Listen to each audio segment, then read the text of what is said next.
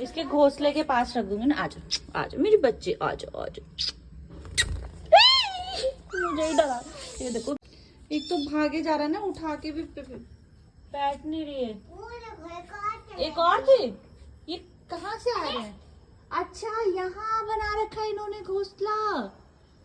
ओहो, तभी तो घास आ गई। ये देखो, ये छोटा सा बेबी चिड़िया का ना उड़ ही नहीं पा रहा है बेचारा। ये ना ऊपर से आ गया नीचे, अब ये उड़ ही नहीं पा रहा।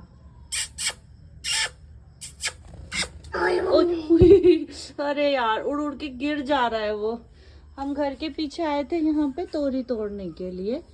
आज डिनर में बन रही है तोरी।